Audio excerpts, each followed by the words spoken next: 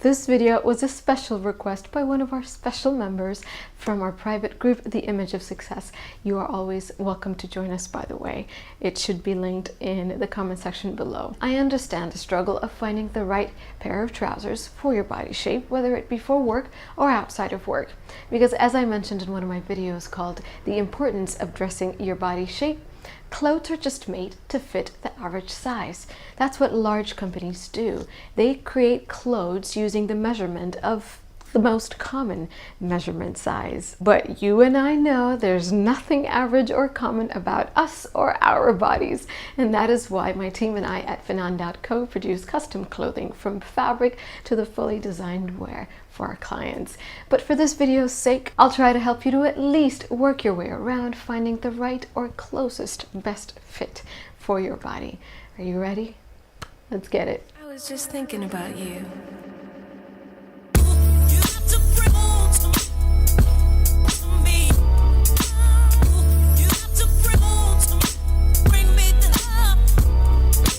Welcome back. I'm so happy to have you here. Teklay here, your personal brand, image, and style consultant and founder of Fnan.co for executive image management, where I help corporate professionals and entrepreneurs look their ultimate best for work. So by now you probably know what your body shape is. I mean, so many people and so many stylists nowadays like to give the different body shapes different names, whether it be flowers or geometrical shapes or fruits. They're all lovely, but I'm against labeling, and I like to believe what my measuring tape has to say, and so I'm going to stick with this. I want you to grab a measuring tape, as simple and plain as this one. If you don't have it, then I recommend you to get one or just pass by your retail store or your tailoring shop so you can borrow them. Now we're going to measure 4 parts of our body: our shoulders, our chest or bust area, the smallest part of our waist, and the widest level of our hips. Make sure that you measure each one at its widest level and write them down. Now we're going to do a little math equation. I want you to keep the simple percentage difference formula in mind. Now, based on the result, compare your shoulder number to your hip number. For this example's sake, we're going to use my measurements. So 37 shoulders, 34 bust, 26 waist, and 38 hips. What we're going to do is we're going to take 37, which is the shoulder measurement, as our first value, minus the second value, which is our hip measurement. And then divide that, 37, which is your shoulders, plus your 38, which is the second value. Divide that result by 2, and then multiply by 100. Now look at the result here. If your shoulder is greater by 5%, then it's safe to say that your shoulder level is wider than your hips. Therefore, we have to find trousers that will balance out the shoulders. Did you see what just happened here? In my case, as the result was less than 5%, then this doesn't apply to me. Now, if your hip measurement is greater than your shoulder measurement by 5%, then that means we have to find trousers that doesn't draw too much attention to that region of your body, because your hip level is wider in comparison to your shoulders.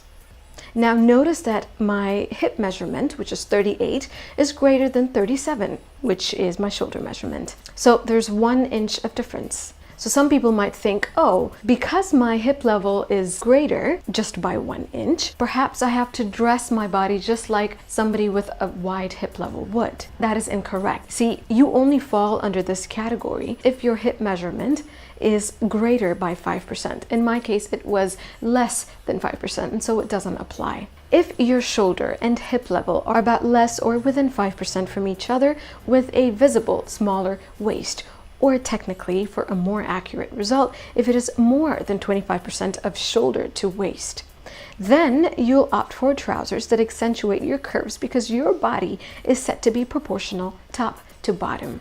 So that means you don't have to correct your body silhouette. If your shoulder and hip level are within 5% of each other with a visible wider waist or shoulder to waist result that is less than 25%, then we must try to find trousers that will help you define your waist area. Remember, we're using the same equation to calculate everything here. If your shoulder, waist, and hips are within 5% of each other, then go for trousers that will give off the illusion of curves for a more feminine silhouette, because in this case your body is meant to be leaner. With those ideas in mind, let's try to find the correct trousers for each of these body measurements.